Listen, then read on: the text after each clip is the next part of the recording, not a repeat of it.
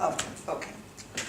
So, this topic, you remember, was what I called gendered spiritualities. And I was trying to offer you the more theoretical framework within which the historical discussion that I would offer takes place. And it is my understanding of this, that I'm displaying. And I reached a point in the discussion at which I was going to try to illustrate this lack of symmetry, the way that the ascetic regimen is highly valued in elite men, a range of elites, but it's perfectly okay and even admired in men who are at the top of their magical, spiritual, intellectual achievement, but it is absolutely rejected for women. Women who do it are considered destroyers of the world, condemned in no uncertain terms.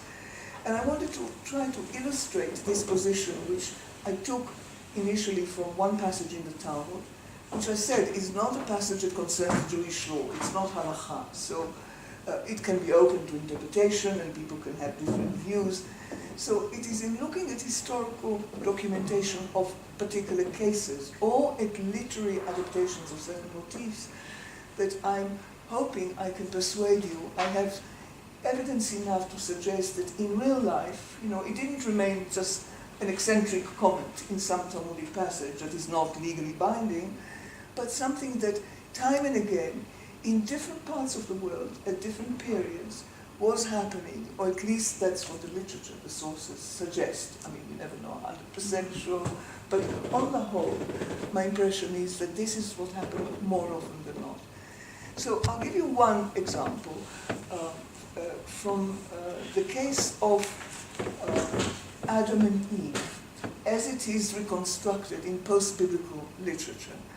Now, there is a whole body of literature that is a part of some Christian canonical biblical texts, but not of the Jewish one, and that's the part that we call the Apocrypha, or the pseudepigrapha, the external books that remained outside the Jewish canon, but were known, at least some of them, certainly were known to the rabbis. There are echoes of at least some of them, and very often they were preserved in the Christian tradition, rather than where they become canonical, rather than the Jewish tradition.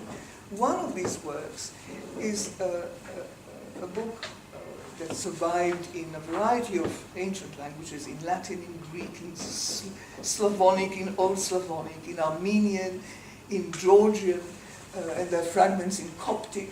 So it was circulating. It was clearly a well-known text, the book of the life of Adam and Eve. And it is included in modern editions of the full Apocrypha plus pseudepigrapha Bible. And nobody knows exactly what the origin is. Most people assume that the origin is Jewish, even though it hasn't survived in a Jewish language. Although there have been some scholars who thought it was of Christian origin. And it clearly was originally composed in the Semitic language, whether it was Jewish or not. You can see that from the translations as well, where the syntax is still very Semitic. Probably in the beginning of the Common Era, 1st century, probably. But the surviving versions in all these languages, the earliest is 3rd century, and then they go on to the 5th century. At any rate, it was not transmitted directly in the Jewish literature of the rabbinic period on, but echoes of it certainly are there, and I try to show you. At any rate, in the book itself, there is a long description of what happens to Adam and Eve after the fall, after they committed the primordial sin, and clearly both of them are penitents. And this is a work that belongs, a lot of other apocryphal books from the Hellenistic period, are very positive about asceticism. That is very much part of the culture, both for men and for women. And here too, Adam and Eve, as penitents, repenting their sin, are taking upon themselves mortification. So Adam fasts for 40 days, and then stands for 40 days in the water of the Jordan River, the water reaching up to his chin, he's completely submerged for 40 days. And Eve stands in the same way in the Tigris, the other of the 4 big rivers, And she has a slight allowance, 37 days, it says, not the full 40. But nevertheless, it's basically the same penalty. The water is up to her neck. Halfway through, Adam takes account of her weakness, and that is when he deducts the 3 days from the 40 days she would have otherwise done. Eve, however, is seduced by Satan to get out of the water before she has completed her full 37 days. After 18 days only, she comes out because she notices that her flesh begins to look like a sponge, that it is really, and so she goes out. Satan comes to her and promises her that if she comes out, he will give her delicious food that will restore her to full beauty, and she goes out. So she recommits the sin, for which she's now trying to atone. So this text, which was composed outside of the rabbinical world, still maintains a certain symmetry between the male and the female, although there's a slight difference. And it kind of is alive in Jewish tradition in a variety of sources, where, surprise, surprise, Adam is described in exactly the same way, 40 days in the river. I'll give you a few references to where it appears. Eve disappears. She is not participating in this ascetic penitential ritual. So, for example, one late Midrash, Pirkei de Rabbi Eliezer, the chapters of Rabbi Eliezer, it is late again, nobody knows exactly when it was written, possibly 13th, possibly 14th century, first printed in the early 16th century, but very alive in the tradition and very close to Kabbalistic texts. I mean, the Zohar has quite a lot in common with it. There, in chapter 2, Adam enters the river. It's not the Jordan, it's the river Gihon, one of the Palestinian rivers, which reach up to his neck, and he fasts for 7 Sabbaths, so it's kind of explicitly rabbinic side. He fasts for possibly the same period, until his body becomes like a sieve full of holes. Eve disappears altogether. We have it also in an earlier source, in Sefer Hasidim, the Book of Pious, I mentioned very briefly last week. It's an Ashkenazi large book full of a mixture of types of traditions, all of them to do with the pietists of medieval Rhineland, Germany. And so in that book, Adam sits in the water. This is not up to his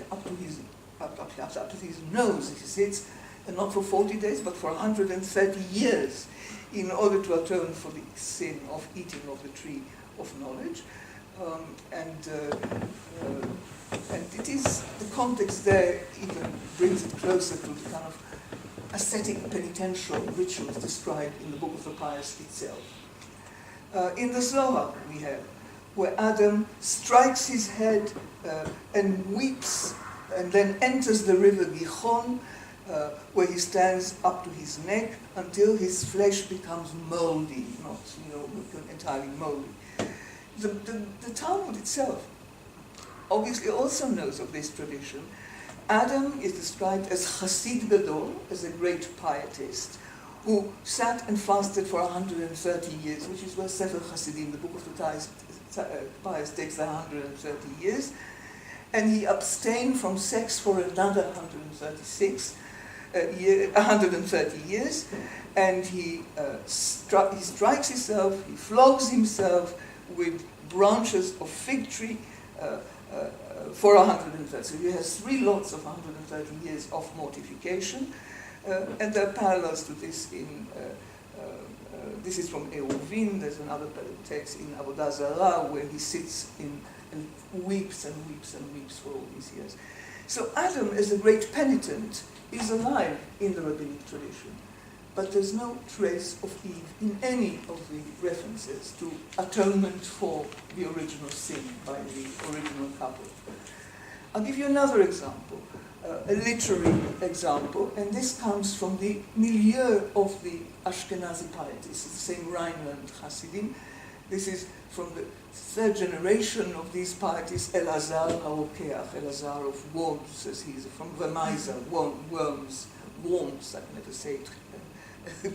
My Israeliness comes through. This is 13th century, the second half of the 12th century, first half of the 13th. He is from he lives in Mainz, and he is famous above all for his work.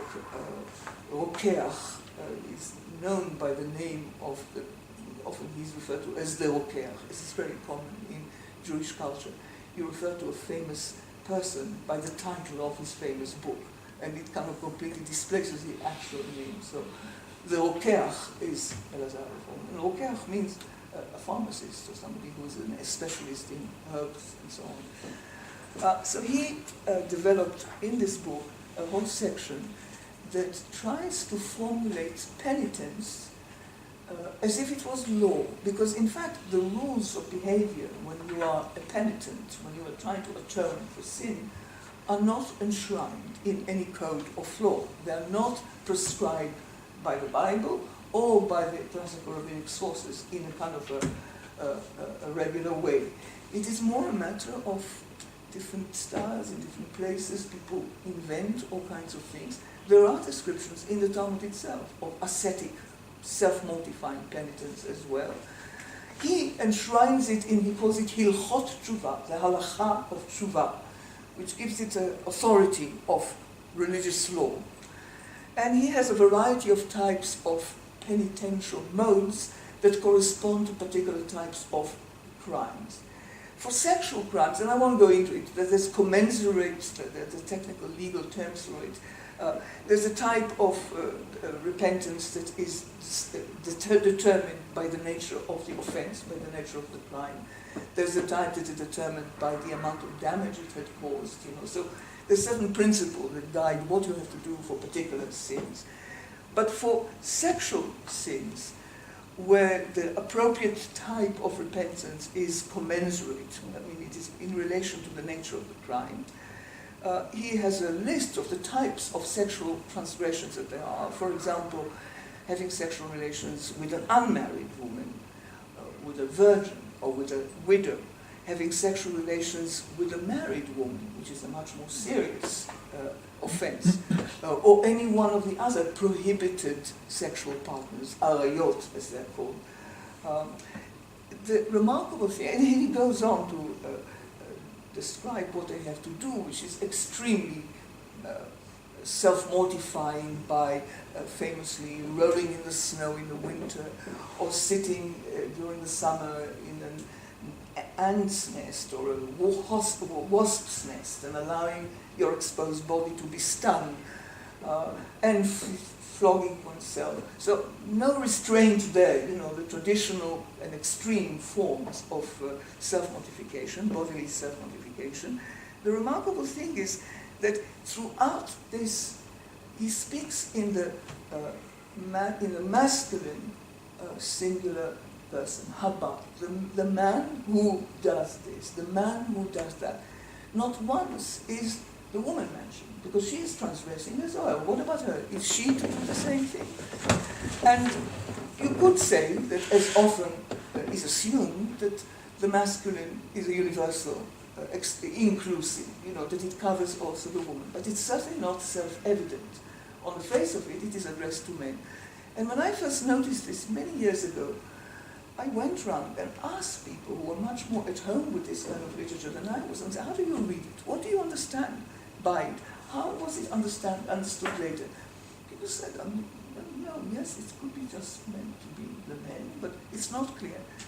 I much later on discovered that I'm certainly not the first person to raise this question, because already some of the deciders, the rabbinic authorities who wrote responsa, answers to halachic questions that were being sent to them in the 17th century, the 16th century, were aware of it. They noticed that only the third person masculine is addressed and raised the same question, is the woman included or not?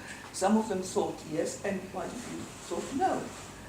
And I shall cite one or two responses to the idea that women should mortify their body in repentance in that way, that confirm the impression I suggested last week, that there is, it's not explicit and it's not legally binding on anyone, but there is a sense that comes through of what I call the integrity of the body of the woman, that you are not to interfere with. You can interfere with her mind, all right, but you don't interfere with her body because she is body. You know, it is as if you're trying to interfere with the very essence of a person. It's completely pointless, you know. You might as well just destroy her. So it's not formal and it's not consistent, but there is definitely that response. So, for example, in the collection of responsa by Shmuel Bachrach, who is the father of a more famous Yair Bachrach, 17th century, he says, in connection of this type of repentance, he says, Uvinyan HaMalkut, as far as flogging, I've never seen women being flogged, that women should be flogged. And even though this is the case, even though the Torah explicitly says that in regard to penalties, men and women are equal. And this is in fact a principle Maimonides repeated in his Code of Law. Women and men are equal in respect of penalties, with one exception, and that's already in the Talmud, the ability to compensate monetarily. You know, when you're being damaged by your property or your body, women don't have the resources to compensate. It's their husbands who would have, or their fathers. So that's the only exception. In every other respect, they are equal. And indeed, in the Hebrew Bible, they're equal. If there's a punishment of death, either the man or the woman would be killed. But not in the medieval and early modern period, where I'm beginning to get these retreats from the application of such penalties to women. I suspect, I'm not sure, but I suspect that this is more commonly Ashkenazi rather than Sephardi, which may well be a function of the different limits on the powers of rabbinical courts or of rabbinical. And you know, when people write responsa and answers to questions on halachic matters, all we have is their opinion. We never know whether their opinion was followed. We don't actually know what was done.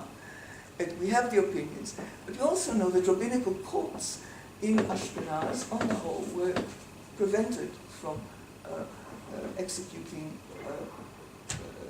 physical penalties. They did not have that power. That was the power of the civil authorities. So they could deal with marital law, to some extent with business matters, but not capital punishments. And so whether this is the reason why in Spain, where during certain periods they did have the right to to adjudicate in capital cases, we have, I don't know how many, but there are some very striking responsa, very famously one by the Rosh, one of the important Ashkenazi authority who moved to Spain and really started the kind of the merging of the Ashkenazi and the Sephardi halachic thinking.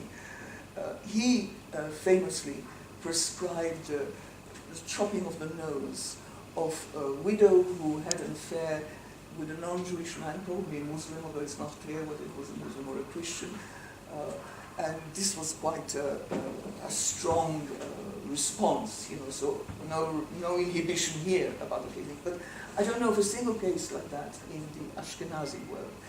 And as against that, there are a number, I don't have time and I won't read more of them, there are these Ashkenazi tshuvot where they say, although she should be punished in this way, we do to her only what is appropriate for her. And that usually is humiliation in front of the other women. She would have to confess what she had done in the women's synagogue, or if she had offended somebody in particular, in this, you know, the person she has offended. Sometimes she would be prevented from coming to the synagogue. You know, humiliation and exclusion, but not physical penalty. Again, it's not 100%, but I've come across it in enough cases to strengthen my sense that there is a problem with it. People feel that this is a wrong thing to do. Okay, I'll mention, just to make it even more striking, that at the same period, in the Christian world of the Ashkenazi Jewish community, no such inhibitions or problems at all. Women, particularly in the cases of sexual transgressions, a married woman who has been adulterous and so on, would be punished physically, would be flogged, would be paraded naked in the city, being flogged, tarred and feathered. Women sometimes were punished more severely, either by ecclesiastical or by civil courts, much more severely than the men. And the men sometimes had the privilege of buying out of their punishment. They would pay and exempt themselves from actually undergoing the punishment, but it's explicitly forbids doing that on behalf of the woman who has committed a sexual sin. So, in the case of the Jews, usually it's the sins that come under this category would be sexual transgressions, or very occasionally another common women's crime, which is killing babies, and that is usually women were said to have choked their babies, fallen asleep on their babies. That would have been the usual narrative that would explain the death of them. Now we know about cot deaths, we know about all kinds of other circumstances, but at the time they were accused of murdering their babies. So they come under that category as well. And again, there's reluctance to offer physical punishment. I have other examples from the response, but we don't have time. I would just say that interestingly for me when I first came across it, and I think it is also very telling, that as against this reluctance to afflict physical punishments and mortifications on women, when it comes to speculations about what goes on in the world to come, in heaven and hell, and the punishment of sinners in the other world, there are some very crude descriptions of the kind of punishments that women who had committed sexual sins would suffer in the other world. They would be hanging by their nipples, they would be flogged on their genitals, they would be done, all kinds of horrible things would be done to them, but that's in the world to come. And to me, the world to come, and I think that is a very important insight, speculations about a world to come, which is the opposite of our world. In fact, there's one Talmudic passage where it is actually called Olam Hafuch. It is an upside-down world. Everything that is this way in our world is the opposite in the other world. And they're usually, from the way they're placed, I mean, the one where Olam Hafuch occurs, the phrase world turned upside down occurs, is about a son of a famous rabbi, Yeshua ben Levi, who goes on a heavenly journey. His soul ascends to the upper world, and he appears to everybody around as if he has died. He's just lying there unconscious. When he wakes up, they ask him, they're all eager, what? And they realize that he had been traveling in up. What did you see? What was it like there?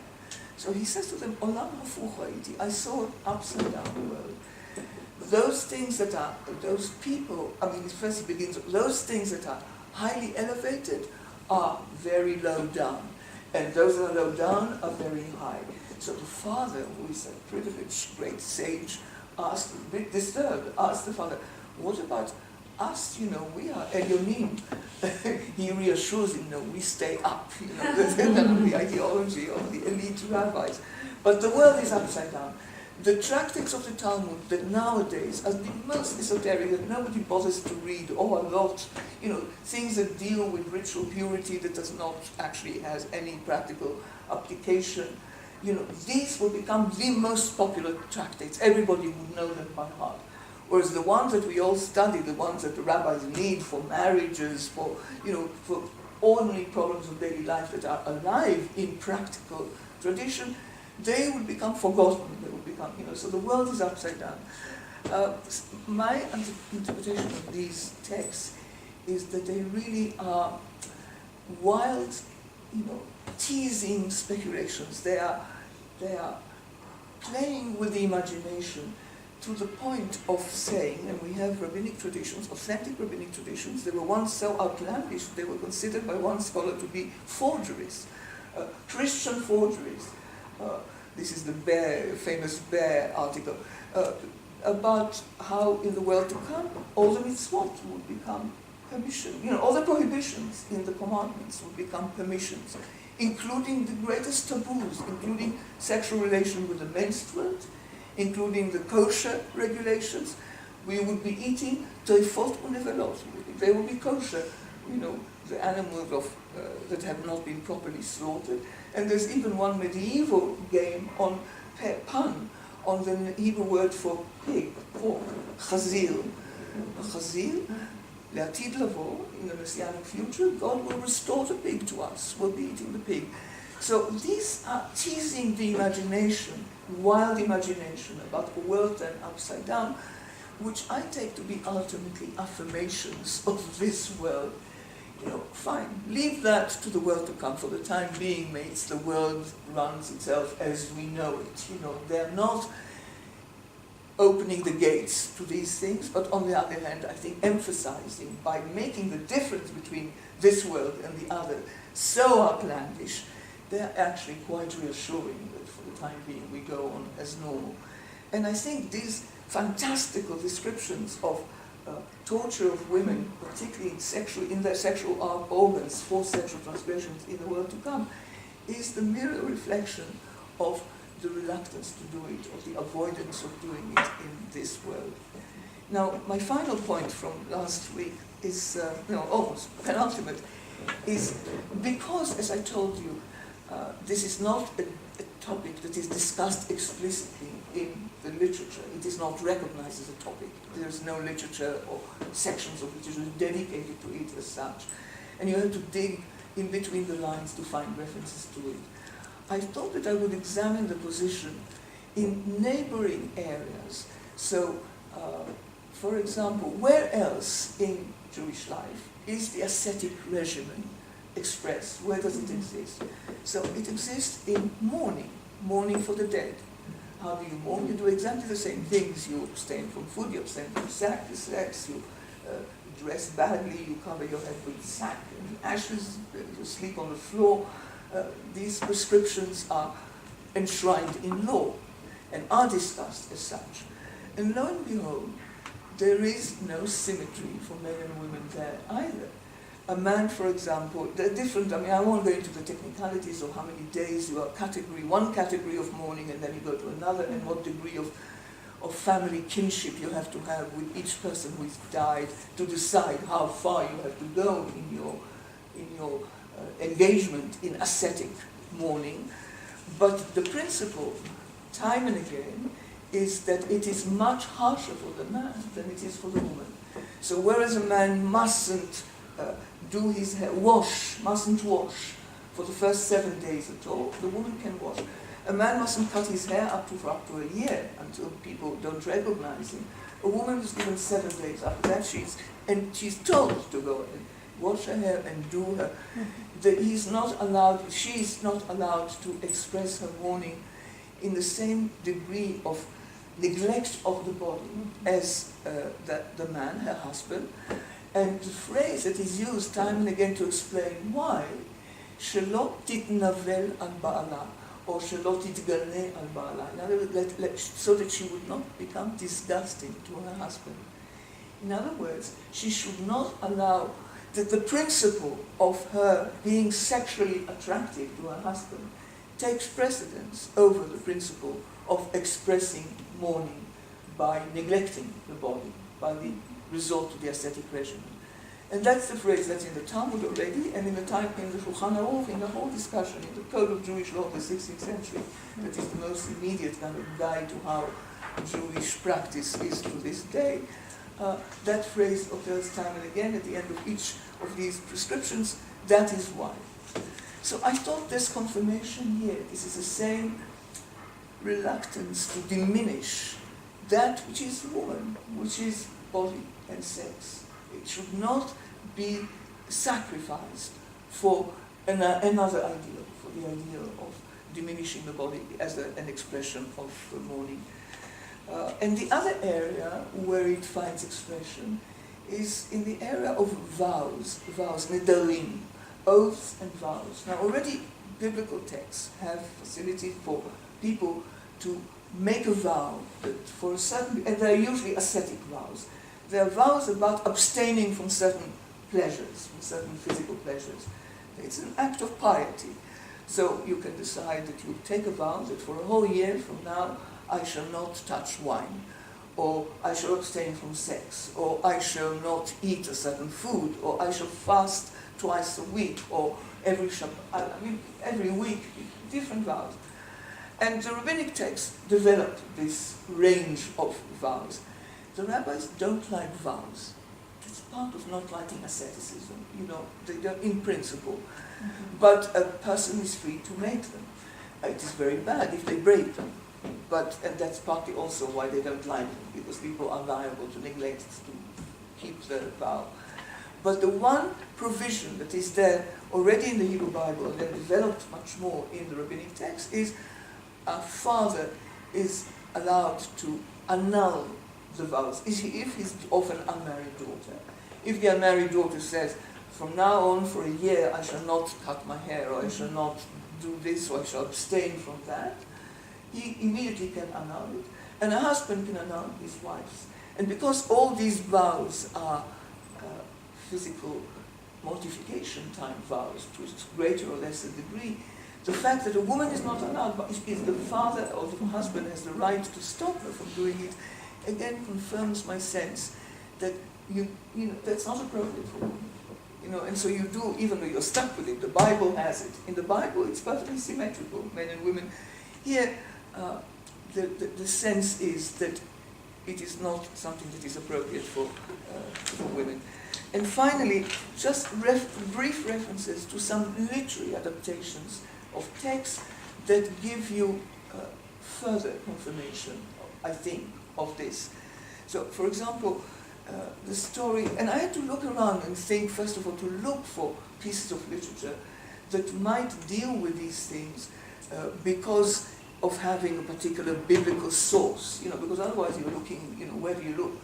So some biblical stories would lend themselves, I thought, to a later development that might reveal it. And one of the first ones I looked at is the story of the daughter of Jephthah, Bat Yiftach. This tragic story in the Book of Judges of the judge, a great military leader in his day, who who is confronted with a big battle that would determine his future, makes a vow that if God gives him his enemy, if he manages to defeat the army of, I can't remember whether it's the Midianites or one of the local Canaanite people he's fighting, then he would offer as a sacrifice to God the first creature that comes out of his household, clearly thinking that it would be a goat or a sheep or a cow, one of his animals. When he is successful and he returns home, the first thing that comes out of his house to greet him is his daughter, his only daughter. And he takes it upon himself to fulfill his vow, which means he has to sacrifice her, which means in the biblical scripture we are led to understand he kills her as a sacrifice, a human sacrifice. Now this is a problematic story for later on. Interestingly,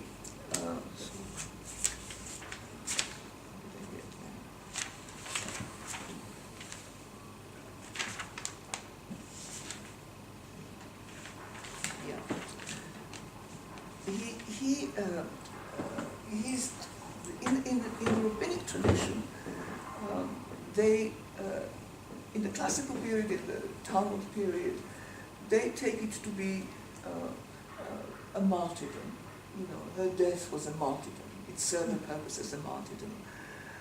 The early Christian tradition has a similar understanding of this death it is in the medieval period that you get, for the first time, by a number of Bible commentators, the understanding that she became a nun. She was an anchorite, one of these women who were closed in a structure with rails, and people might come and bring them some water or some food from time. You never talk to a person until their death, That there were men and women who did that, but there were women who did that. So Abraham ibn Ezra, for example, who must have witnessed these structures with the women inside, says that's what happened to her. Several other, Kimchi, quite a lot of medieval Jewish commentators, particularly in Christian territories, but also even Ezra, understand it as that. And apparently the first text that offers this interpretation happens to be a Karaite text from the 10th century. It's interesting that it begins there. The Jews pick it up a little bit later. And what they say is that this is a fate worse than death, you know. So there isn't a heroic martyrdom aura about it. It is not venerated as dedicating her to some noble religious purpose, but it is a horror at this worst possible fate, the worst thing that can happen to a woman. So, and it is, in fact, Jewish distaste for and protest about Christian monastic traditions is a theme that occurs in the polemical literature of the Middle Ages between Jews and Christians, in the texts in which the Jews attack the Christians for all the monks are entirely corrupt. They listen to confession in order to learn how to perform sexual transgressions when they go home. You know, that's the purpose of the confession. They're all hypocrites. You know, they're never celibate. So there is a long residual tradition of Jewish criticism of this, and in this case, the story is interpreted in a way that confirms that this is this is not something that that could be admired, could be regarded as a religious value. It is entirely rejected. I'll mention another literary source that suggests it in no uncertain terms, and this is a long poem by an Italian Jewish poet, very known from the 13th century, Emmanuel of Rome, who has a plot, a whole story of a girl. He tells it in the first person. He's got a patron who is a wealthy householder who has a sister who is the most beautiful woman there ever was, but too bad, she is a nun, and she goes out in processions with her friends, the nuns, and he follows her and he can't take his eyes off her, and he then has a bet with a friend. He's going to seduce her, he's going to get her, he wants her. So he starts sending her these love poems, and part of his poem are these seductive love poems, very skillfully written. It's beautiful. One letter after another, and to each one of them she responds by, I would have nothing to do with you. And he persists for a very long time, until in the end, to cut a very long story short, he gets her. And she succumbs to his courtship. And then he produces a long diatribe about the hypocrisy of women who pretend to be celibate. And he uses the language of the Talmud about the woman who is a destroyer of the world, and there's a full weight of the denigration of this in women. The whole thing was bizarre, because I got very disturbed when I first came across it. Where do we have Jewish nuns? Did they have Jewish nuns in Italy? Turns out that this is entirely an adaptation of an Italian poem. Some people said possibly even by Dante. There's some discussion about it, but at any rate, that type of exposure of the hypocrisy of women who pretend to be very pious is very common. Boccaccio has it, it's all over the place. So he picks it up, and he's not concerned that this is plausible. No, he transposes the whole situation, including the nunnery, to a Jewish setting, but it's not a Jewish story at all. But the message, the sensibility, is clearly there. And there are. There's a beautiful sermon by Avraham Yagel. This is an Italian Jewish second half of the 16th century, a polymath, a man who was a doctor, he was a Kabbalist, he was David Ruderman, some of you here might have been exposed to David Ruderman at an earlier stage in this course, or he has written kind of a seminal study of Avraham Yagel. Well, Yagel wrote a commentary on the famous chapter in the Book of Proverbs that the Jews called Eshet Chai, the valiant woman, the ideal type of woman from the Book of Proverbs, a description of all the desirable attributes in a woman that the Book of Proverbs has, and it's a seminal text.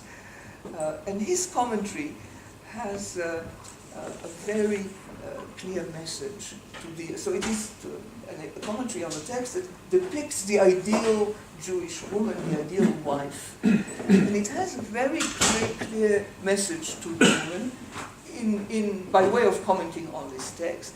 I'll just translate a few lines.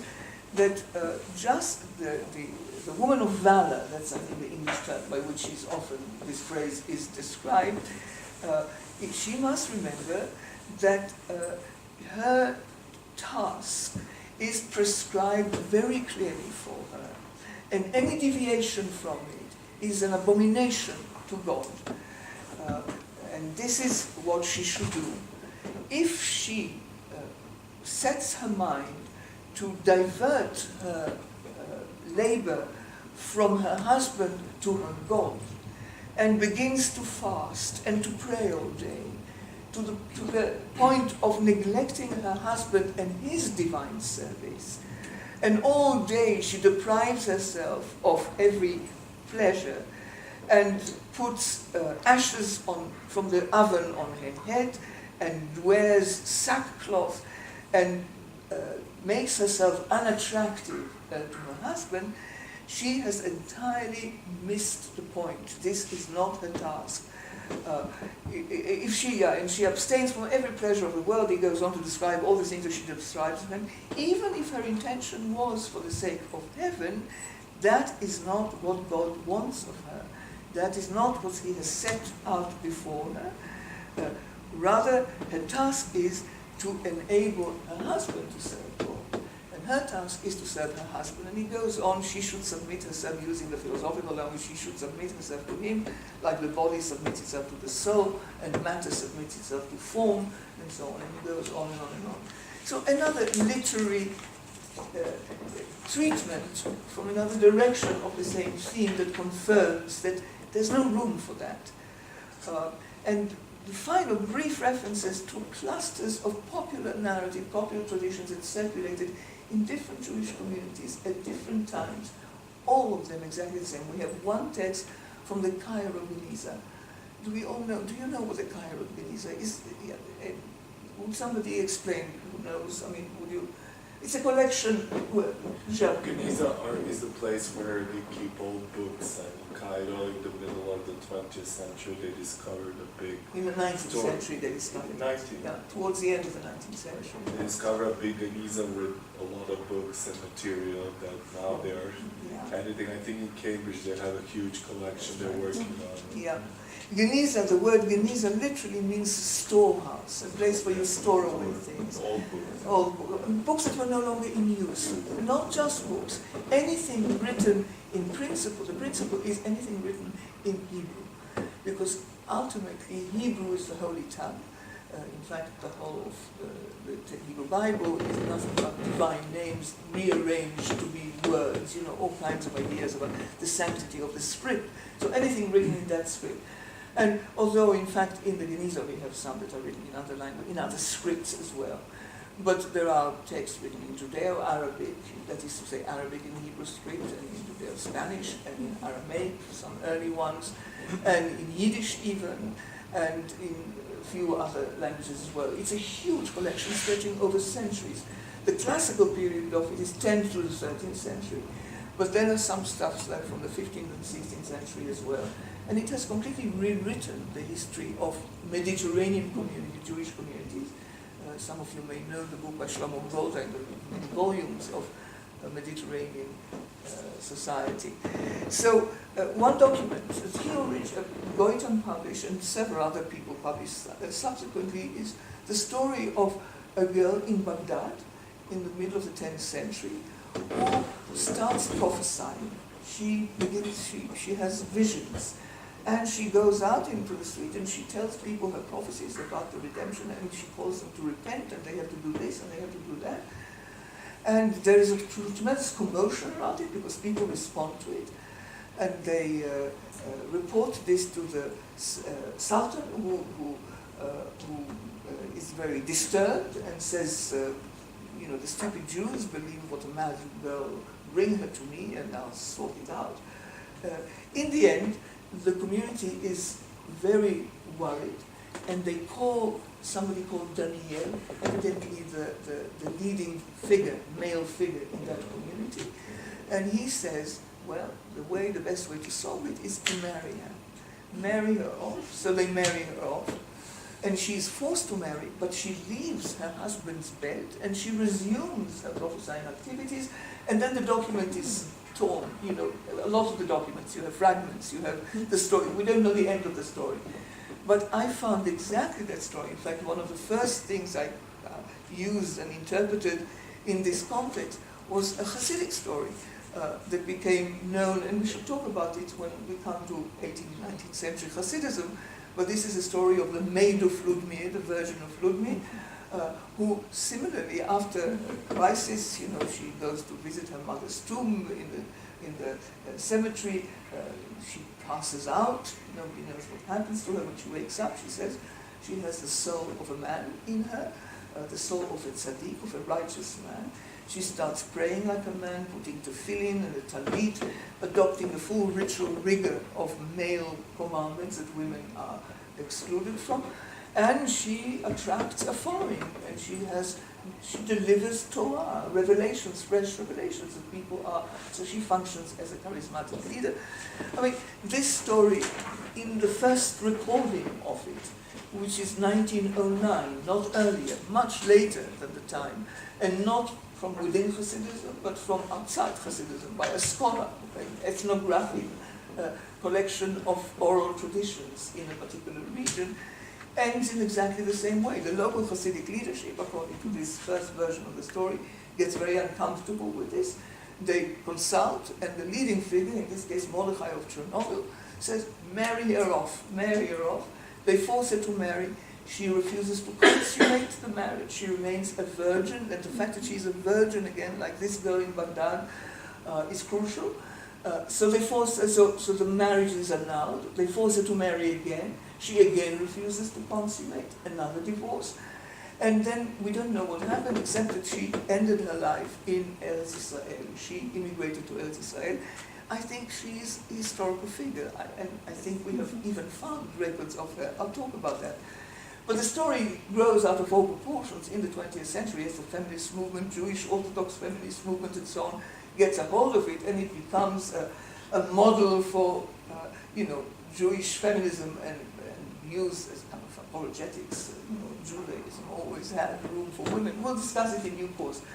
But the contours of the plot are very reminiscent, and even more amazingly, I found a very brief one-paragraph reference to exactly the same, attributed in the kind of in praises of the Gaon of Vilna, from the circle of the opponents of Hasidism, the rabbinic authority of Vilna, the man who initiated the campaign that attempted to eradicate Hasidism in the final decades of the 18th century.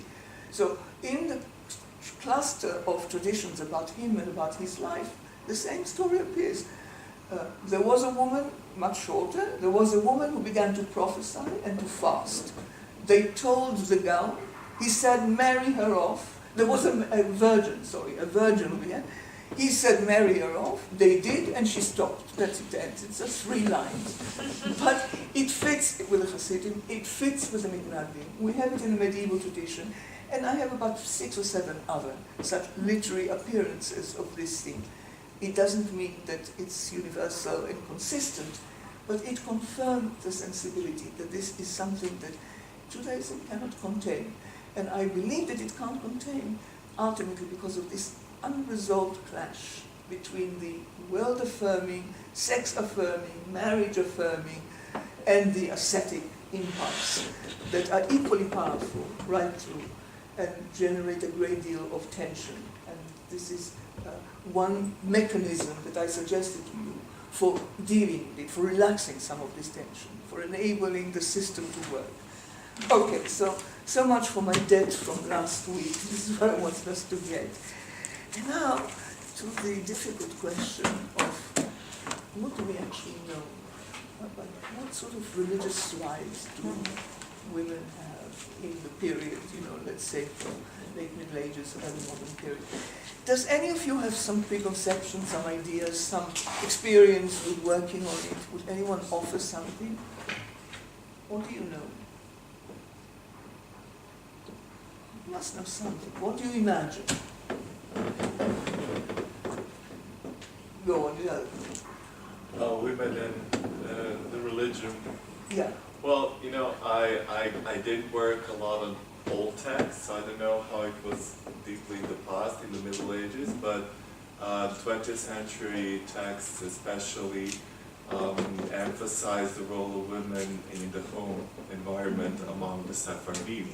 That was the crucial role because most of the rituals were connected to the food preparations and so on.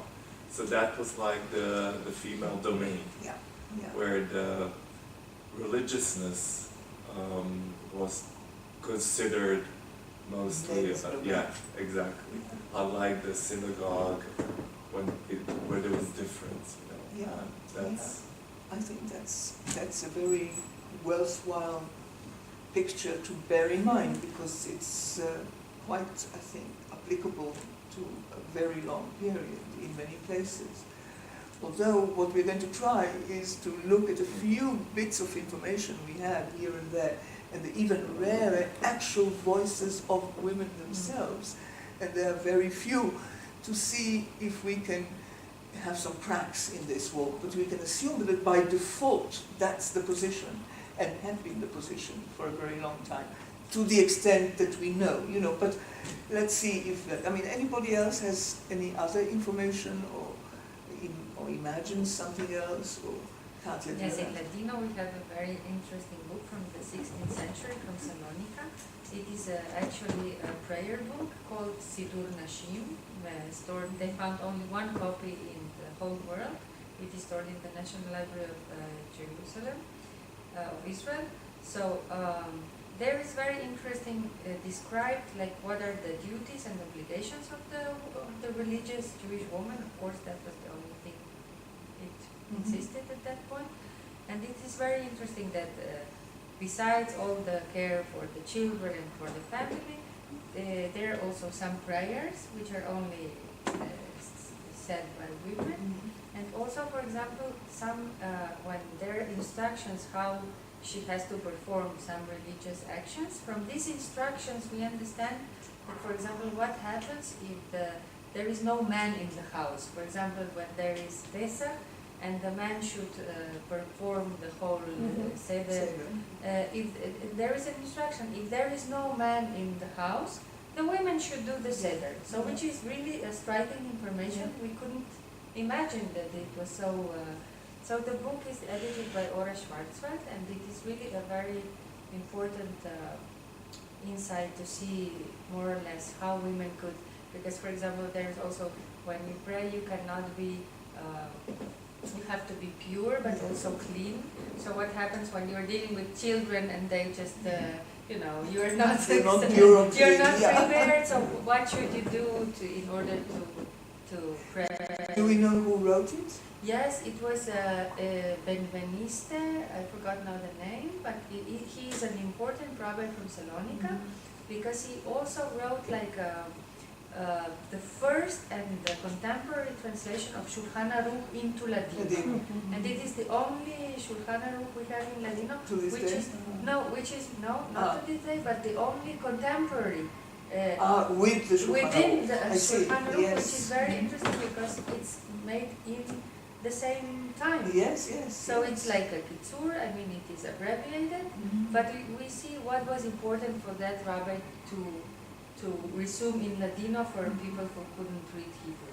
How does he define, I mean, is there kind of a formula that is used on the title page to whom this is addressed, comparable to what I know from the Yiddish word? This is for women and men who are like women, for uneducated men and women who can't read this in Hebrew, in the original language. So the title is Sidur Nashim, so it's obvious, and in the cover page I are think men included also? Our men of course are there, but the women are mentioned. The main so target. This is important.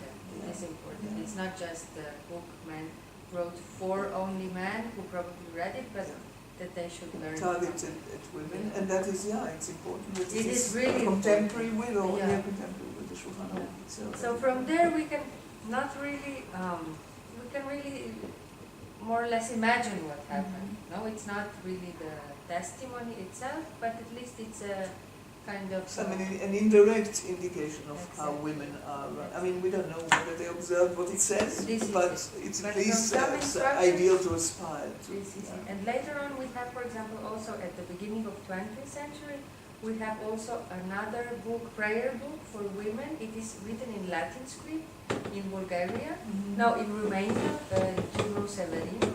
And there you have also a little bit more of descriptions. And you see for example, the modernity is coming into the prayer book because there is a prayer for mother of the son who went to the army. So these kind of little things that we can really try to reconstruct women's religious or spiritual life, but actually it's very difficult because all these books were written by men. So it's not a direct. Another filter. Yeah, but it is very important, and I think that these few books we have, it's the only source.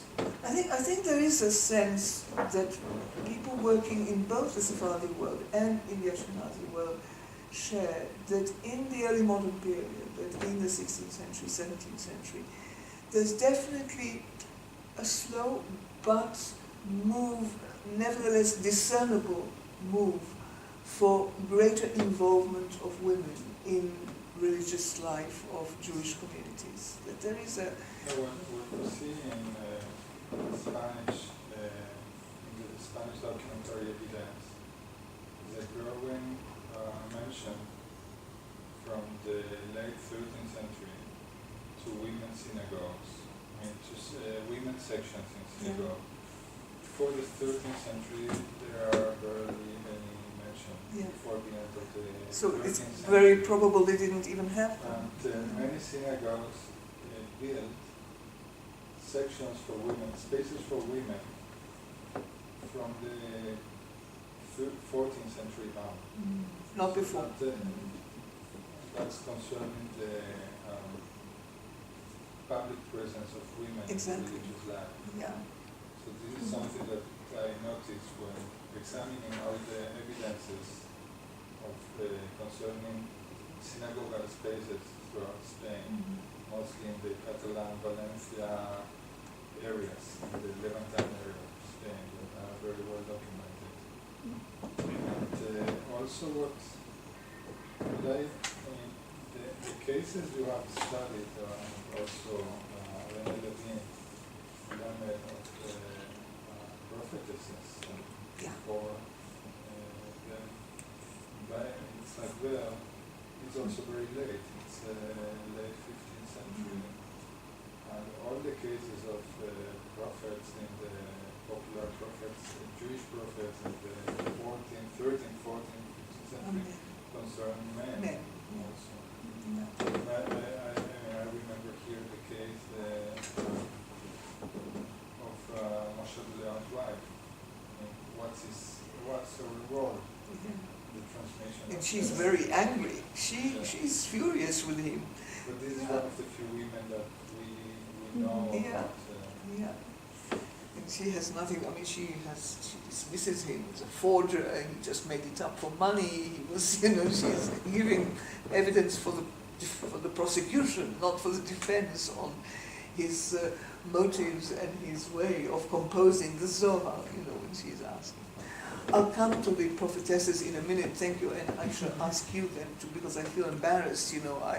This is not my field, and when I come to the Sephardi world, I shall be entirely dependent on the work of other scholars, and there are people here sitting who know a lot more about it, so we shall decide. But I will start with something else, because, and you'll see it's problematic and disappointing, but if you're going to look for the actual voices of women themselves, and these are so hard to find, there's one place where we have them in relative abundance, and that's that same Cairo Geniza. The Cairo Geniza has hundreds. There's a corpus that has been edited but has not yet been published by one scholar of 180 letters written by women, or either written by their own hand, which is rarer, because more often than not it seems that women could read but not necessarily to write. And the education system was such that indeed they were trained from a young age, in different frameworks, either at home or in little schools for girls, chadarim. But it was sufficient for them to be able to follow the text of such prayers as they had. Nobody ever taught them to write in the Hebrew characters, and they were illiterate, and some of them were completely illiterate, that is true. But women who we know are employing professional scribes to write letters for them, and that wasn't unique to women. Men too employed professional scribes to write formal letters. So in the Kairig Geniza, which is this completely random assembly of documents, some of them are sacred texts, some of them are magical texts and objects, some of them are letters about business affairs, some of them are letters about marital problems, tremendous range of topics.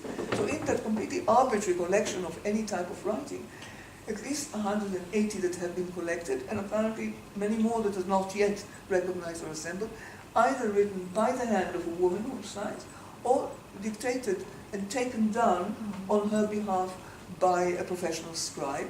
And you can tell that they are for women because they're quite different from the ones that are written by men. It's interesting that the language probably mirrors much more, even when a professional scribe writes it, the language of speech. If it is Arabic, the Judeo-Arabic, it will have many more local dialect words, it will not aspire to be more formally correct, and it would be almost always lacking the preliminary long, polite formulae when you write to somebody, the honorary member, father of, son of, who came from here, or who is famous throughout the world for writing this and that, 5 lines at least of such, and similarly bowing out at the end of such formal correspondence. No, much more direct, the name of the woman and these letters, are potentially a fantastic resource for knowing something about the lives of these women. They're in languages that include Judeo-Arabic. I think that I know of only one Aramaic, which is very early, that's 8th century, that is before Arabic displaced Aramaic as the lingua franca of the region. So that's Gaonic, obviously, from the Gaonic period. But some in Hebrew, some in Judeo-Spanish, some in Spanish, some in Arabic, and even some in Yiddish. And the places from which they come also very diverse from North Africa, throughout the Mediterranean basin, and further afield. And the letters have been analyzed for contents. So I was able, I didn't study them, I've never worked on Geniza documents, but some of the scholarship that has come about includes a kind of a register of the themes, of the contents of them. And what is so disappointing is that all these letters, I think without exception, by these women, have nothing to do with their religious life. They are either about business affairs, or complaints, lots of complaints about being abandoned by their husband, who has been away for 7 years and is not sending any money, and in the meantime I have nothing to feed the children with. A few by women who have gone away and abandoned, and the husbands demand that they come back, and they keep offering reasons why not. All kinds of practical affairs of daily life, problems that, health, expressions of concern about somebody else's health, absolutely nothing that suggests any kind of religious or spiritual agenda, which doesn't mean that there wasn't, but as it happens, the type of letters that have been, they don't write letters about it, they don't write treatises about it. So what seemed so promising as one direct source for women's voices, as direct as we can have it, actually doesn't yield anything that sheds much light, as far as I can see, about the topic. So I move now to what Javier rightly mentioned, which is very striking and which I think is very relevant, is the phenomenon that emerges around the time of the expulsion at the end of the 15th century, and that is the women prophesying. And it is a direct response to the horrors of the final days of Spanish Jewry before the expulsion. There's a succession of articles on which I'm basing what I've said in one book. The articles were by Beinart, who has documented these incidents, and more recently his student René Levine Melamed has produced a whole book about the conversas. But what is clear is that with the already with the end of the 14th century wave of massacres and persecutions and forcible conversions that swept through Spain, suddenly, for the last 100 years of Jewish life on Spanish soil, there were a lot of converts around, men and women, who had been forcibly converted. Some were voluntarily converted. So you had a Jewish population and you have a new Christian population of Jewish origin living alongside each other. And that is when you begin to get the resentment of the new converts who are not being really integrated into Christian society, even though the church, in principle, insists that once you convert, you are a Christian. So the laws of purity of blood, I needn't tell you about it. I'm sure you know more about it than me. But one of the consequences of it, already in the 14th century, when you have new Christians alongside the Jews, and some of the new Christians may well be keeping some of their Jewish customs or trying to preserve secretly their own traditions. And even more so after the expulsion, those who stay, you get the phenomenon of the people who are called in Hebrew anusim, the forcible converts, or marans or maranos, or Judaizers, people who are suspected by the Inquisition, which is set up in order to deal with these Christian heretics of Jewish origin, whose heresy is Judaizing. They are, before the expulsion, they are corrupting the Jews. They're being corrupted by the Jews. They're learning constantly, keeping afresh their knowledge of Judaism by contact with the Jews who are still here. And once you get rid of the Jews, they are presumed to be Judaizing.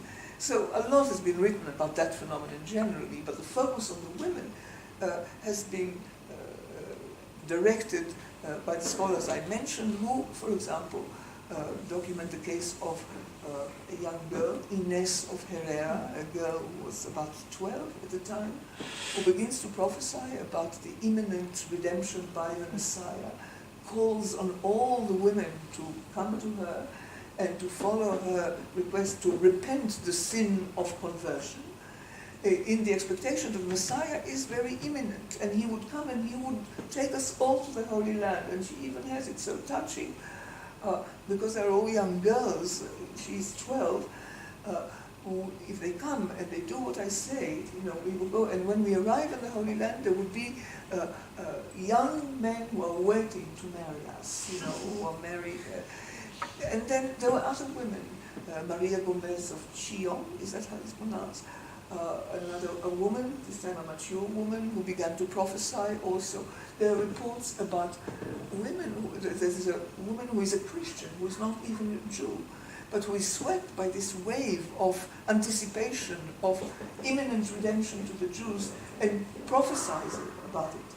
Or a case of a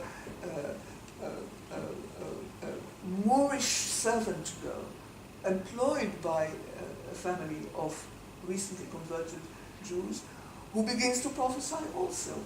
And when she has a child, she circumcises him, as a Jew. It's peculiar things, but the prominence of women, both as the prophesying figures and those who flock to them and who respond to it in significant numbers, is undoubted. This is clearly a female phenomenon, and it is clearly inspired by or triggered by the catastrophe of the expulsion and all its implications.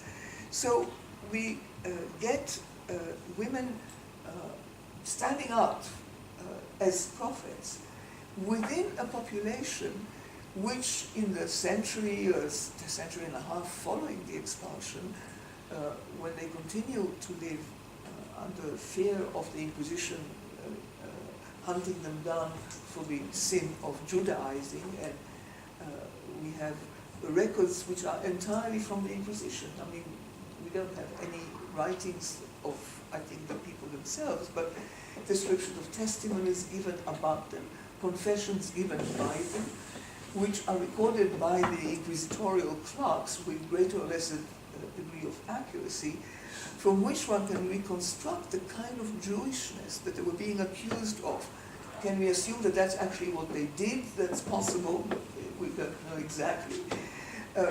As time goes by, more and more of these practices still echo Jewish practice, but become more distant from it, and some of them are completely alien to it, but nevertheless become something that is said to be constituting Judaizing, I mean the sin of Judaizing by these Christian heretics.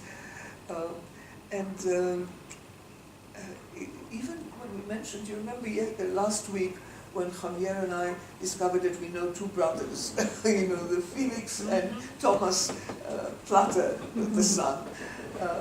Then Javier very kindly sent me immediately, fortunately for me, the text by Felix, which I didn't know is available online, so Javier sent it to me the next day, and I read it, and indeed he describes this Swiss, by that time he's not quite so young, he describes his 1560s, 1570s, I think. He describes studying in Montpellier, in the medical school in Montpellier, while living in the house of a man who is called Catalan, and whom he describes as a marin. He's a marin. And then he says, in his house, you know, I ate very well, but we never had any butter, so you don't cook meat with butter. And he also describes other marins that he came in contact with through this man, who eat only kosher fish, except that in the list he has eels and he has lobsters. It's not clear, but he insists they're all kosher. So clearly he is in contact with these conversos who have immigrated to France, but are maintaining these certain food rituals that distinguish the conversos communities even there. And the same is going on in Spain. What is significant, I think, beyond that, is that altogether, once Judaism ceases to exist legally in Spain, it has no public exposure. It has no public existence. You know, there are no synagogues, there are no books, there are no libraries, there's nobody to teach it, there's nobody professionally to perform the rituals, nobody circumcised, nobody to slaughter. So the public face, the public existence of Judaism disappears, and that's the domain of men. What remains, as you both said, is the domestic. And the domestic is a domain of women. And so by necessity, really women are, it would appear, the main transmitters of what is construed as Jewish religious practice. They run the kitchen, they prepare the food, they are the ones, and in the testimonies of some of the confessing victims of the Inquisition, we are told that it was their mother who taught them what it is to be Jews. Both the girls, both daughters and sons. The mother tells them what to do for Shabbat. You have to wash your clothes, you have to wear a new clean shirt. You have to, there's even a description of how you wash away, when you have a new baby born, on the 8th day, which is the day on which you would normally circumcise, when you brought the baby to the church to be baptized, you have secretly a way of washing away the baptismal water, to de-Judaize, to de-Christianize, as it were, to bring back the Jewishness of this newborn baby. So all this is done and preserved and transmitted by the women. And I think this has, and I shall deal with it in the next session when I come to Sabbateanism. I think this tradition that is alive within the converso communities, and these are the communities from which, remember, Sabbatai Tzvi, actually, born in Smyrna, in the Ottoman Empire, although he himself is not of Sephardi origin, he is a Romaniot, he's a Byzantine Jew, but he lives in an environment which is completely swept by the big flood of immigrants from the Iberian Peninsula who are coming throughout the 16th and the earlier part of the 17th century to settle there. So much so that, to regret, they have effectively led to the effective disappearance of remnants of the Romagnot style of Judaism, because they completely overtook the way the liturgical rites, the kind of the way that Judaism is lived in the Ottoman regions. So it became a very predominantly Sephardi milieu, whether people were themselves conversos returning to Judaism in Muslim lands or not. And in that environment, it is perhaps not so surprising. It is one of the factors that I think is relevant for considering the success of Sabbateanism, specifically amongst women, and the appeal of Sabbateanism to women, and the participation of women in Sabbateanism, as we shall discuss next week. So we have this phenomenon in the Iberian Peninsula, and it might have an afterlife even, and here I'm relying on Alistair Hamilton, on the Alumbrados, because even long after the people who are emerging as female mystics, who are persecuted by the Inquisition, also accused of heresy, very often they are of converso origin. I don't know numerically how significant it is and whether this was true or not, but that was how it was perceived. So a sort of continuity of involvement with mystical religiosity, prophesying visions and so on, that is still associated with the converso communities, and may well have helped keep this tradition alive when it finally erupts, as it does, so surprisingly, in the former converso, now Jewish communities in the Ottoman world, from which Sabbat Tzvi himself emerges. Another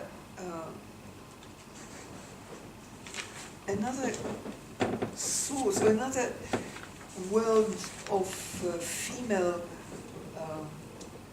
voices, presence, direct voices, indirect voices that can be tapped perhaps more fruitfully than the Cairo Geniza is, I would say for Italy, there's a little bit of work about the involvement of women, again in the early modern period, in prayers, synagogue life, spiritual kind of avenues of expression, of affiliation to Jewish communities in Ashkenazi Jewish communities in Italy.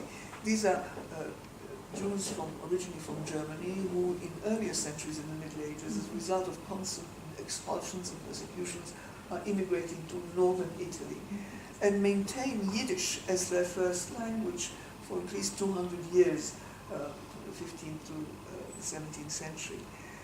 And there are fragments of information that suggest a greater presence of women in the synagogue. Just like in Spain, you get women's galleries being constructed for the first time after centuries when we don't hear anything about it. Here you have evidence that women are more robustly present in the synagogue and participating in prayer in public rather than just at home. There is even bits of evidence in Verona, for example. Women appear to be, from one document, described, this is from the from the records of the local community, which refers to quarrels in the women's community, because they are arranged in the synagogue. When they come to the synagogue, the seating is arranged hierarchically. So the most important women, who are actually called in the document Rabbanit, female form of rabbi.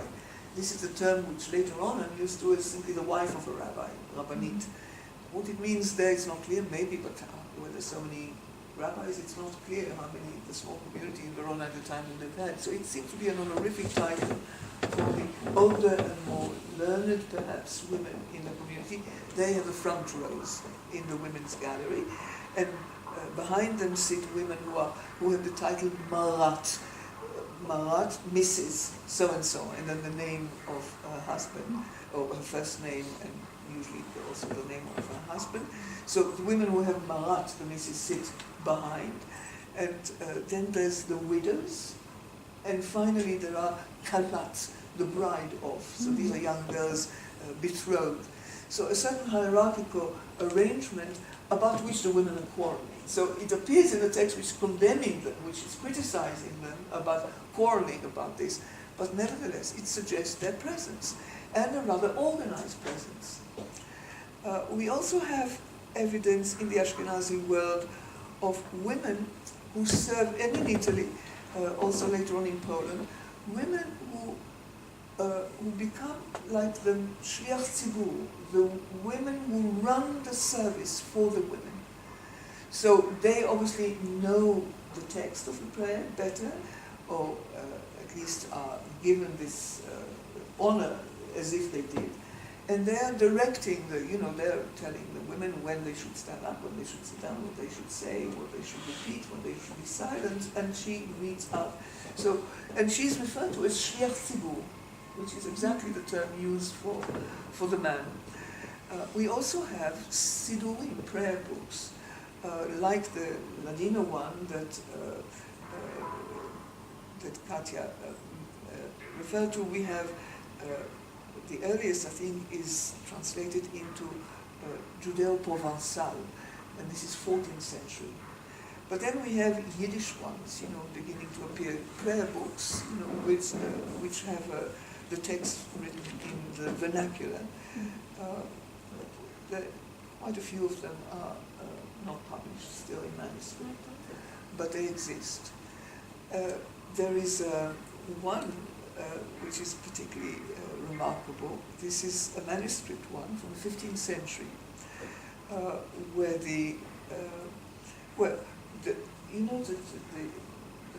in the morning there's a set of blessings that one should say, and one of them is so irritatingly for women today, blessed God who has not created a man, would say, for not creating me a woman. And to which a woman has to say, blessed is God who has created me as he pleases. Shasani hirtzono.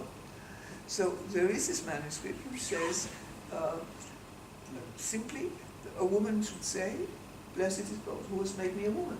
Just as simple as that. And another one, blessed are you, O God, our Lord, the King of the universe, who has made me a woman, not a man. Very good. Which is striking, modern, this is what Reform Sidurim prayer books nowadays would do. Avraham Fisol has this formula? One of these formulas. Does it? I didn't realize that. Yeah. That's late 15th century. 15th century, this is when this is. Yeah. Nice. Another interesting insight into women's robustness in the public place of the synagogue, in this period, is a particular institution which is called Ikuv Torah, the postponement of Torah, or Ikuv Tfilah, the postponement of prayer. And what it is the privilege of an ordinary member of the community, including a woman, if they have a complaint against something or a problem that they have tried to resolve by going to the rabbi, by talking to the person concerned, by going to the Beit Din, even to the rabbinical court, and it hasn't been resolved, and it is something that really, they have the right to stand up in the middle of the reading of the Torah in the synagogue and to say, stop, and then to publicly announce her complaint. And that institution I'm familiar with for men, but that you have references to women using it. 15th century. Italy. This is in Modena. In Modena. Yeah. Both the reading of the Torah and the service at a certain point in the service, if they so choose to do. But do we know what did they No. complain about? No. It is simply formulated as something that they can do. And it is intriguing to know, what sort of problems were raised, and maybe they were all just problems like the Kai Organisa, so-and-so owes me 40 zuvin, 40 guilders, and I've been trying to extract it from them for the past 10 years, and nobody would help me, and so on. But it nevertheless happens in the synagogue, and it is women being present in it, participating in worship, contrary to the view that women don't bother to go or are not expected to go and usually don't go, which was the default belief. Another area where women have a small voice, men have more of a voice, but it is nevertheless some sort of a voice, is the special prayers for women, that genre of literature that is called tchines in the Ashkenazi word. Tchinot is the Hebrew word, supplications, that's what it means. And these are prayers composed especially for women that are quite different and independent of the formal liturgy that you have in the prayer books. And they were originally designed for use privately at home, whenever one wants. So in contrast to the formal liturgy, which is governed by particular times of day, there's morning, there's afternoon, there's evening, there are special things for Shabbat, there's special things for festivals. Also, these prayers usually, most of it, are written in the first person plural.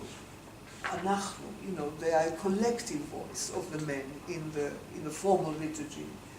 And these tchines are always in the first person. It's designed for a woman to pray about herself, expressing her own needs, or adopting the texts that are given to her, that there would be her first person expression of.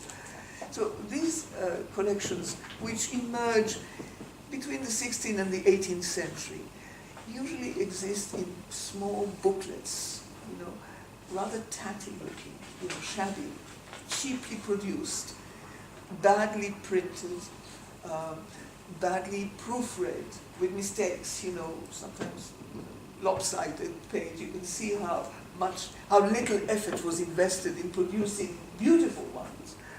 But nevertheless, they begin to be published. Before that, they circulate in manuscript. And indeed, we have some beautifully commissioned manuscripts where a wealthy father would commission one to be written by a professional scribe for his daughter, or as a gift to a bride, but once they begin to be published, it's clear that the printing presses are not taking them very seriously, but nevertheless they get printed. And they include prayers for special family occasions, for particular occasions like a health crisis, when somebody is very ill. They contain descriptions of rituals that are not halachic and become specifically female, for which it's very difficult to find the origin of the justification. One of them, for example, and this is from Poland, this is visiting cemeteries. So women visit cemeteries. And what do they do in the cemeteries? They bring with them wicks, the kind of strings that you use for a candle, and they measure the tombs. It's magical. They measure each tomb. They go around from tomb to tomb, and they measure it with a string. They go around, they encircle the synagogue. Again, all these things smack of some kind of magical power, although where they come from, and it's not entirely clear.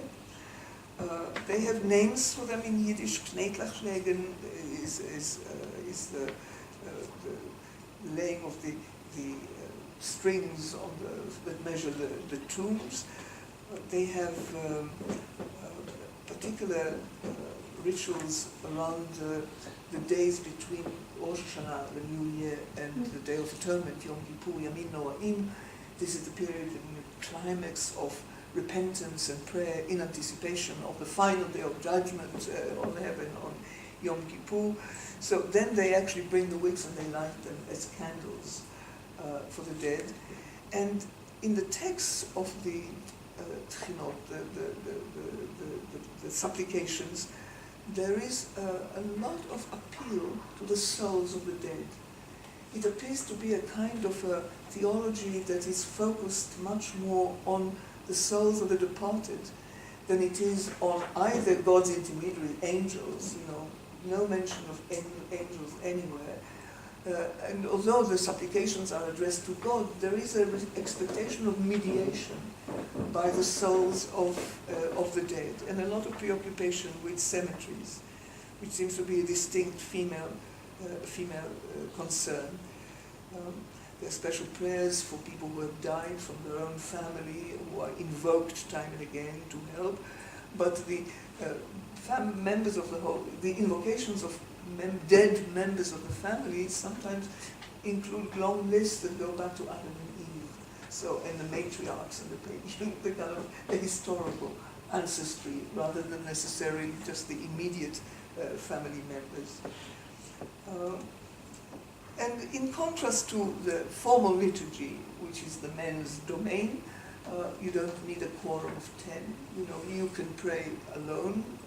Groups of women can come together and pray, and when they do, they would have a zogerte, a woman who says the text. So they would have one, like the shliach tzibur, who would recite the text for the others, and they would answer or continue or exclaim at certain moments at her directions. So some kind of organization outside the synagogue, in somebody's house, for the women only, with their own kind of leader emerging. Most of these texts, as far as we know, and sometimes they are published anonymously, and most of them are assumed to have been written by men. But there are a few that we know were written by women. So there we have women's voices in print. A famous one, perhaps the most famous of them, is rather late, is 18th century, Sarah Bat Tovim. There's a whole book that deals by Chava Weissler on this genre, on women's prayers in the Ashkenazi world, on women's special prayers, on tchinas, Voices of Our Mothers, it is called. And Chava has a whole section on this woman who wrote at least 2 little booklets of prayers for women. Interestingly, and this is 18th century, this is a period in which the Kabbalah has already permeated Jewish culture in a significant way, and at least one of them, and to a certain extent even the other of her 2 compositions, has Kabbalistic echoes. She uses the language of Kabbalah. She speaks of unifications, of the different aspects of God. She's most unlikely to have actually studied Kabbalah directly, but there is by this time already a Yiddish translation of an anthology of texts from the Zohar, the Nachlat Tzvi, by a man called Chotch. And this is a book that is one of those that clearly were used by the Sabbateans. We'll talk about that too. The Sabbateans who actually taught the Zohar to women, but they taught it in the vernacular. And we know that they used this text, this anthology, in Yiddish, and we also know that they had Ladino translations of the Zohar for women in the Sephardi world. But that comes later with the Sabbateans. At any rate, Sarah Bat Tovim is one famous authoress of Tchinot that we can with confidence say is the author. And there are a few others. There's also a woman author of a book that's not a tchinas book, not a prayers or supplications, but a kind of an ethical tract of a genre that became very popular in the early modern period. And this is a woman called Leah Horowitz. She is again Poland. Her book was published for the first time. I'm sorry, no, I'm anticipating what it is. Okay, I'll skip what I had before, and I'll talk about Leah Horowitz. Her Tchina, she is the author of Tchina. I had in mind somebody else, but I'm skipping that. Leah Horowitz is the author of a Tchina, which is very unusual. It was published as a little booklet in 1790, but which is a few years after her death. It was a work of a very highly rabbinically educated woman, of the kind that might have existed in greater numbers, but we don't know of them. But she actually put pen to paper, wrote a text that is designed for women, and indeed is substantially a tchina in Yiddish for women, but most interestingly is preceded by a fairly long and very erudite, rabbinically erudite introduction in Hebrew. And after that, a long poem in Aramaic, which most educated Jews would not have been able to write in. And clearly, both the introduction and the liturgical poem in Aramaic are only going to have been read by men. There would have been very few, if any, women who would have coped with it. And there's a message in it, and she's clearly, in the late 18th century, protesting about the stereotype of woman in Jewish society. She's quite critical, while still remaining within the bounds of the tradition. She's not a rebel, but she is subversive. And she points out, for example, that it's not true that women are exempt from most of the mitzvot, most of the commandments. This is a standard rabbinic world. The commandments, it's defined technically as women are exempt from all the commandments that are time-bound, the positive commandments that are time-bound. They're not, everybody, men and women, are equally bound by the no-nos, all the negative commandments. Thou shalt not kill, thou shalt not commit adultery, thou shalt not, all the prohibitions apply to everybody. But the positive commandments, yeah, thou shalt do. And these are the things that actually shape the life of a Jew. From the morning he wakes up until he goes to bed, tells him how a Jew behaves in the world. All these don't apply to women, with the exception of 3 commandments that are said to be women's commandments. And in fact, the way they emerge in the literature is as a punishment for Eve's sin, or the reminder of Eve's sin. So they are performing these commandments to atone for women's sins. And they're called by the acronym mitzvot chala, the 3 commandments of women. And they're chala, the separation. When you bake a chala, you have to separate a bit of dough, which is kind of invocation of charity. The chala, the second one, nida, nun, stands for menstruation. That is the prohibition, all the prohibitions that surround the issue of menstruation. And the last one is hadlakat hanir, the lighting up of the candles on the Sabbath. So these are the only commandments that apply to women, and they are in fact their punishment. But all the other commandments, the laying of the tefillin, saying of the prayers, the performing of all the mitzvot that they are only men. She says, not so. If you look at it, she says, women have just as many mitzvot to fulfill as men. And she gives examples, and she says, if you count them up, then there are only 3 less than the men. She actually tries to even enumerate them. And she also is critical of the stereotype of women as incapable of intellectual thought and of scholarship, of study. And she herself is a wonderful example of it, because she displays familiarity with classical rabbinic texts that a man would normally be credited with, very rarely a woman. And then she, to top it all in a very virtuoso way, she produces this Aramaic rhymed liturgical poem, which is very well written. Her command of both Hebrew and Aramaic is impeccable, very impressive. I can do that, and I'm a woman. But her tone is very conciliatory. She's not challenging aggressively. She's accepting, that ultimately we're all here to do together God's will. But it is extremely interesting. This is a text that has been known, and it's been mentioned a few times. Attention was drawn to it first by Chaim Lieberman, the man who was librarian of the last Lubavitcher Rebbe until he lost favor and was discharged. He's a great scholar within the Orthodox Chabad world. Nowadays, because he quarreled with the Rebbe at the time, he's anathema, they don't. But he produced extremely valuable, bibliographical mostly, studies. So he drew attention to this text. Other people have tackled it. And Moshe Rossman, a historian of Polish Jewry, has not yet, but is publishing the text with an English translation and a commentary and analysis, so it will become better known, because it hasn't been part of the canon that we have now created through Chava Weissler of the known Trinot literature. There is another avenue. How am I doing with time? Oh God, I'm going over time. Well, I'll just mention that there are women in Italy in particular, and young girls even, who are very involved in the publishing business in practical ways. They are proofreaders, they are often typesetters. We have young girls aged 8 and 9 who not only tell us in the first person, in the voice, in the colophons, in the little thing that you have either at the beginning or at the end of a manuscript text.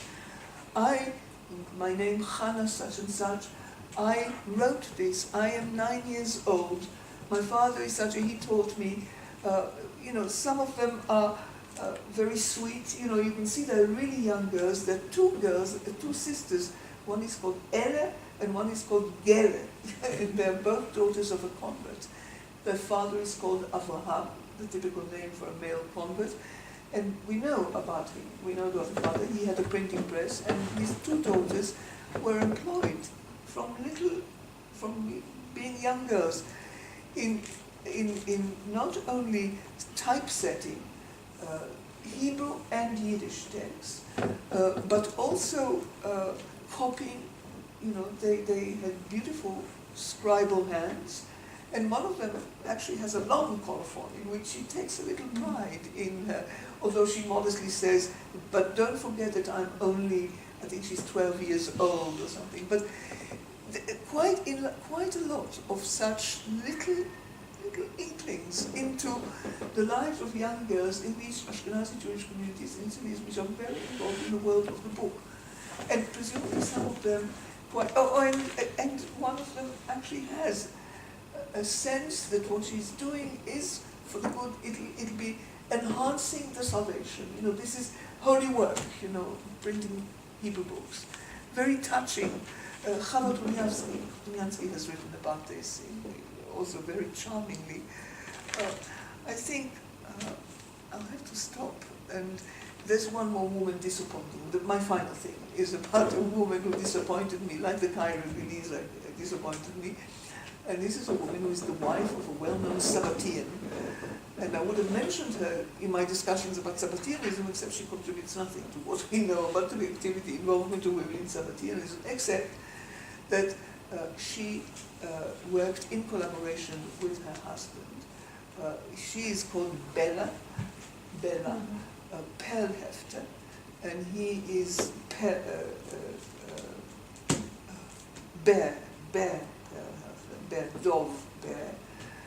and he's the author of a big ethical kind of encyclopedia called Be'er Sheva, which has all kinds of genres in it, but it's basically designed to be an edifying ethical work.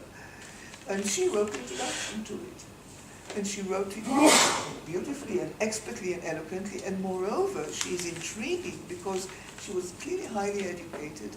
She knew Latin, she knew German, she corresponded with Wagenseil. Wagenseil is a Christian Hebraist of the 17th century, known for preserving, in fact, Hebrew texts that are anti-Christian.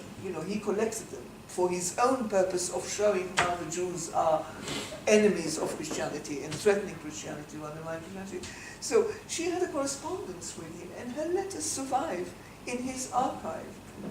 But they're completely uninteresting. They're all about money and about being paid.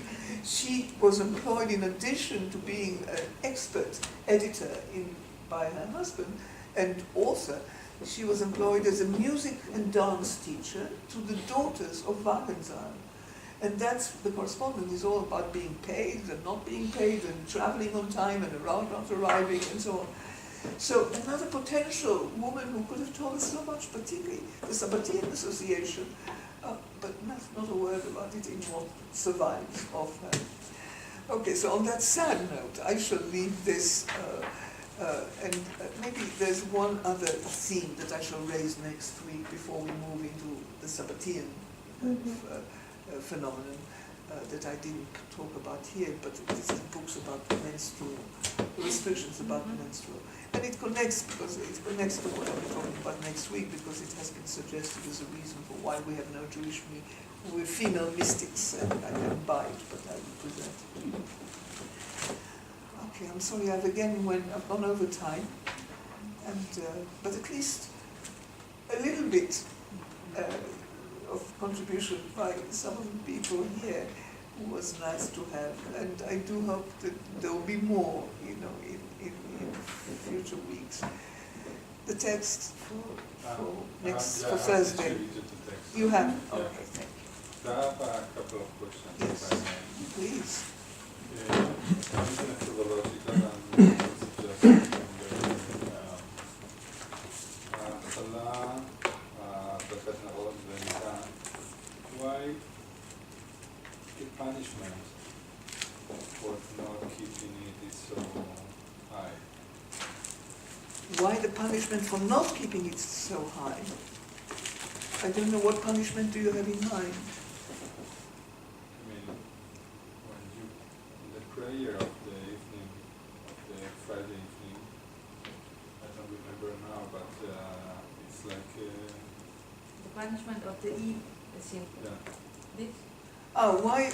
I mean, no, I mention punishment only because the Talmud already explains, and this is the later tradition, as a matter of course, that these 3 commandments were given to women, not as a privilege, as the mitzvot are normally considered, but as a punishment for Eve's sin. But, I mean, were you talking about what happens to a woman if she doesn't do them as a big punishment? I don't know what happens to a woman as a punishment if she does not fulfill it. Do you have some information about I think it? that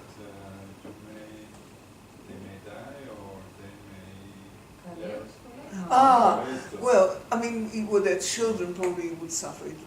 They might die at childbirth, or the kind of things, the bad things that would happen if you don't fulfill.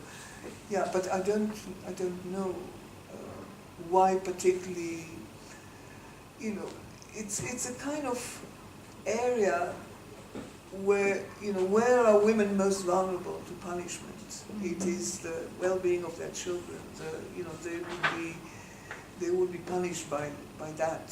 If they would be punished by anything, but it would not be a punishment that the community imposes or anybody imposes. It would be punishment from heaven. So that could be anything, but it would be serious. Yeah. But to me, what I was trying to say was punishment is what they are, rather than the punishment for transgressing them. I'm not sure that I've understood entirely.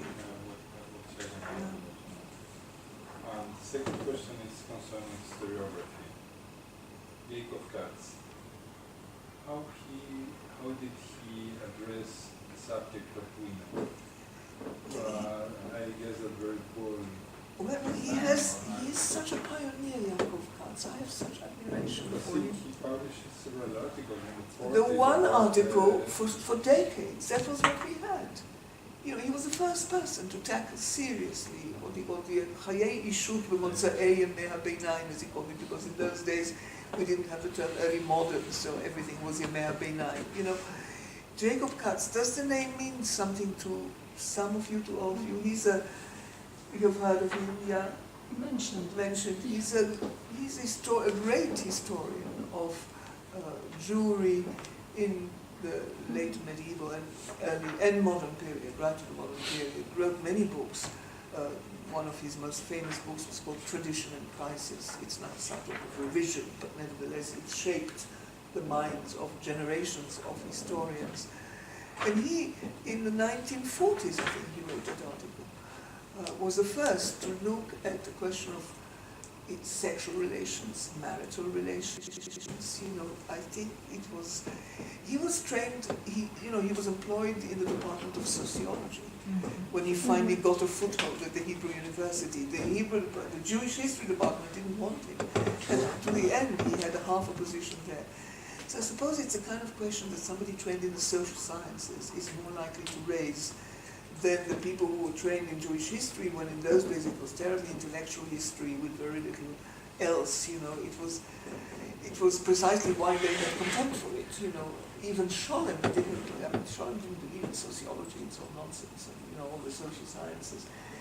So I think that was a unique contribution at that time. That was the only one for a very long time.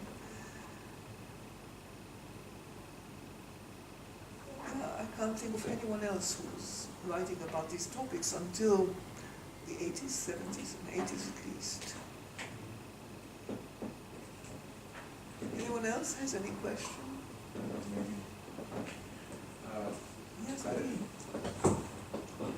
Yeah, I've heard you say about 3 women who prophesied who did not consummate the marriage and so on and so forth. Yeah. Is that a norm, or did I just hear of the 3 cases? No. I mean, it came as an appendix to last week's lecture when I was talking about the fact that, in contrast to both the Christian and the Muslim tradition, where the one avenue for women to emerge as spiritual authorities, you know, mystics, you know, women whose teachings have been preserved and circulated and are alive in the religious tradition, the Jewish tradition denies this avenue to women.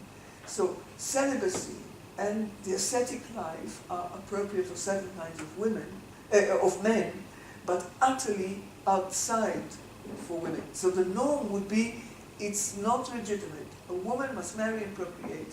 If she happens not to have found a husband and not to have procreated, that's a tragedy.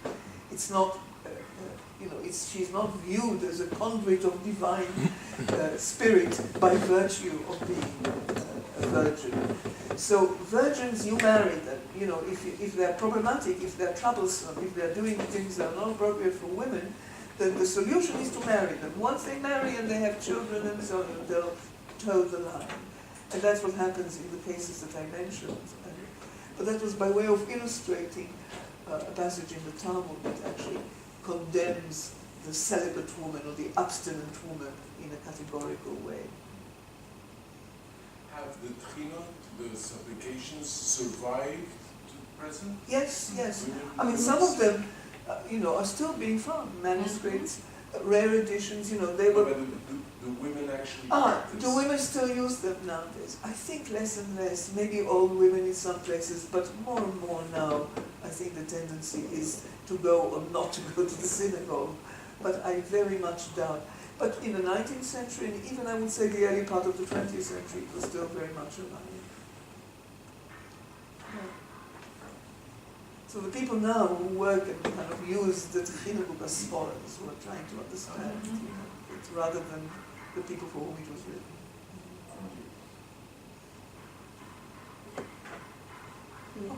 Yes, please. I have two questions, Yes, but Marina, I please. prefer to ask in Spanish, please. So, Javier, would you translate for me? Yeah. Yes. Yes, please. Okay, I try in English. The first You should try.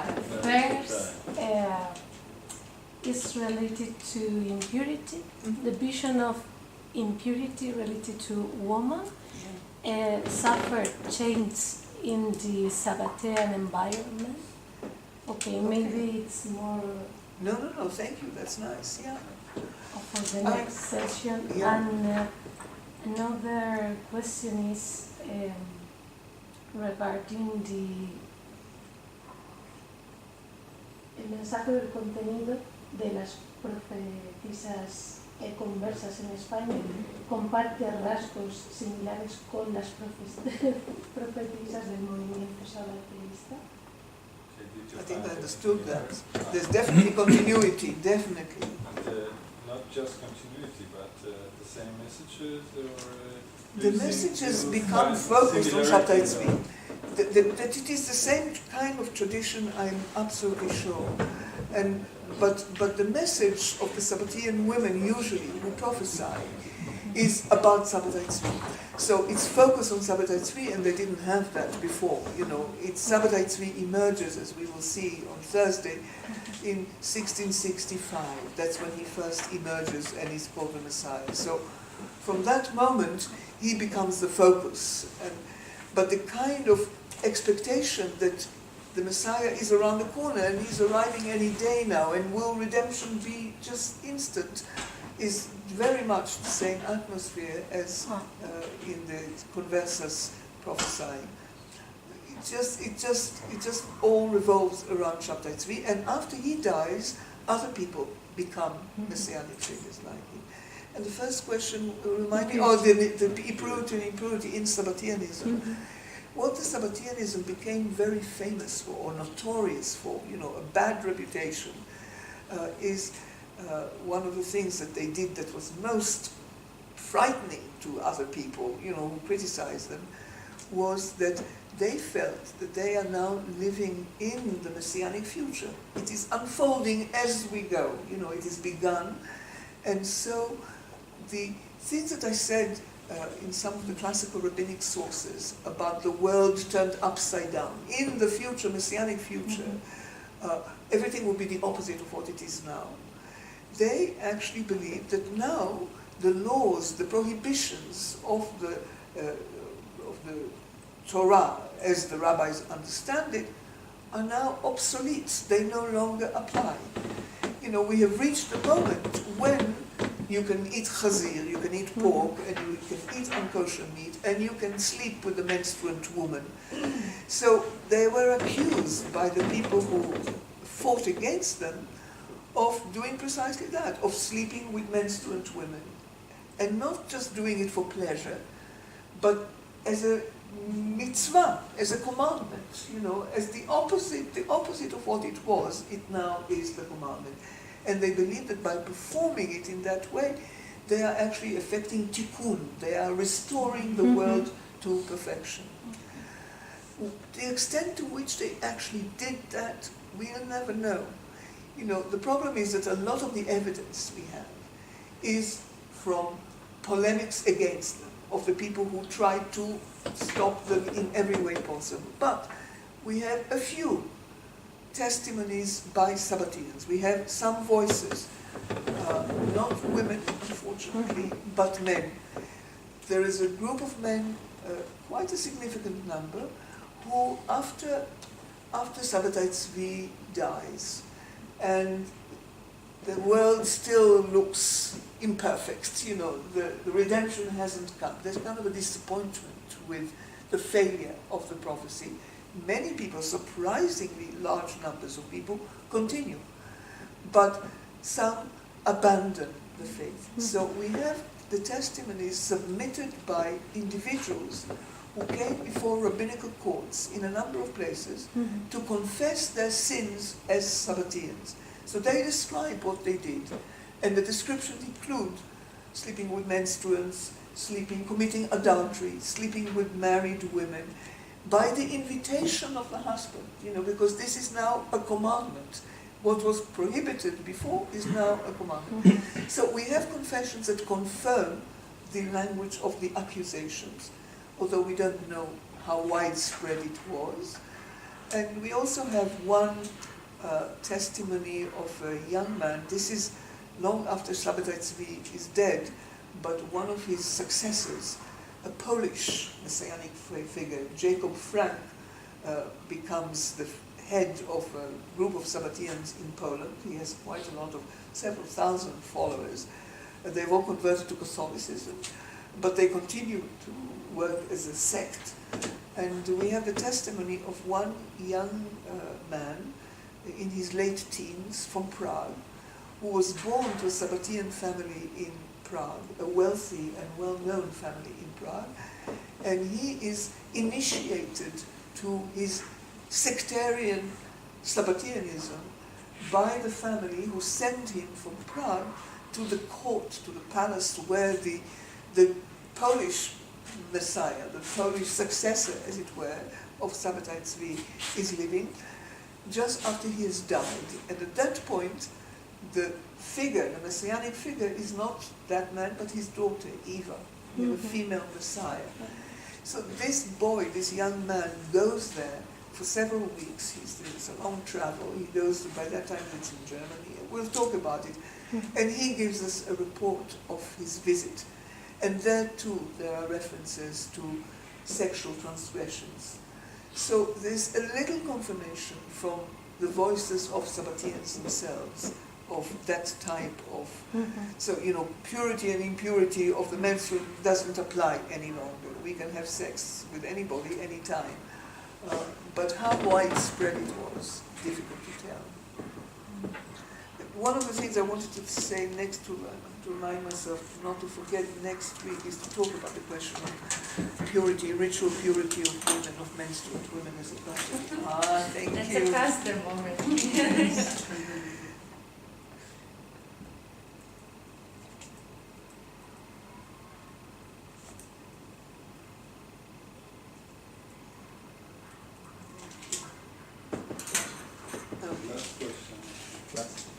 Yes, please. Well, no. No, come on, I'd like to hear, Please. yes. So maybe it's a general question. Yeah. Okay. So first of all, I would like to know, what do you think about the idea, the general idea that the Jewish ethics is a feminine ethics? Why I'm asking that? Yeah. Because those days I'm reading authors like Menashe ben Israel and among others that says that try to justify the existence of the sin, the human sin, because man come from a woman, a body of a woman, a material body, and so on. Okay, that justified then the existence of the grace of God, salvation, so on and so on. Okay. If we accept that Jewish ethics is a feminine ethics, looks like at the beginning we have the feminine, because we all came from a woman, and at the end we have a feminine again. Okay? Well, I mean, I'm not entirely sure I understand. Which is the female at the end? Do you mean? First of all, what do you think about that idea? I'm thinking about authors like Manuel Levinas and so that I mean, that propose. I don't read Levinas. Okay. I confess to you, I don't know him. So, does he actually suggest that it is a feminine ethic? No, like that, but the ethics as a passivity. Many authors think like Okay. then it's a general idea. For example, the idea that Israel is the feminine, God is the man. Okay, Yeah. that's so the. I don't know. I mean, passivity is, of course, one of the attributes of the feminine, of body, in the kind of the dualistic perception of body and soul.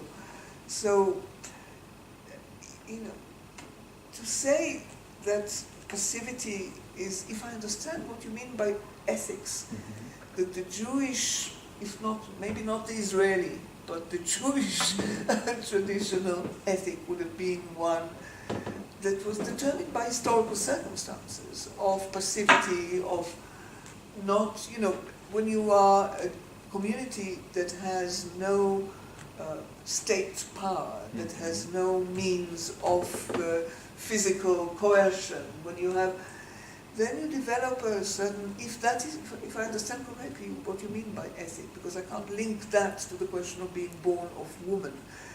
The material is the passivity. Passivity as a female attribute in that kind of stereotypical view of, female is a receptacle, is passive, is,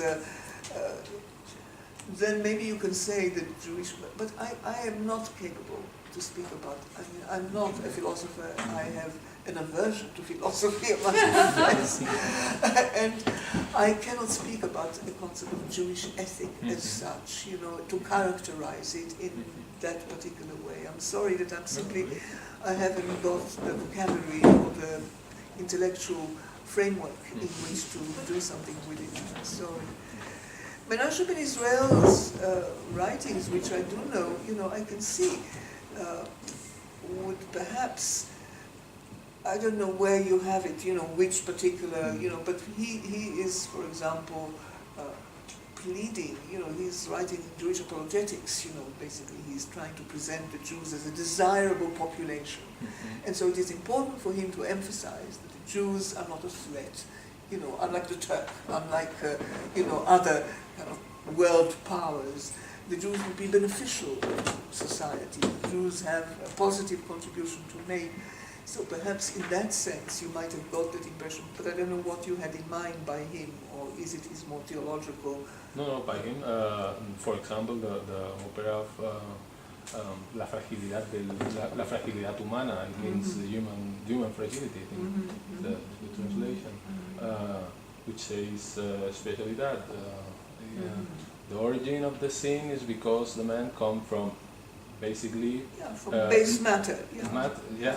Sperma and woman. No? Sure. That's it, But that would have been standard view, I think. Medieval Jewish philosophers would be. He talked about Ben Ezra, Gersonides, and so as authorities they talk at the same way. Yeah. That would be a familiar starting point for discussion. So I'm sorry, I apologize because I just don't have the disciplinary tools to deal with these concepts. You don't need to apologize. Okay. Okay, thank you very much. Okay.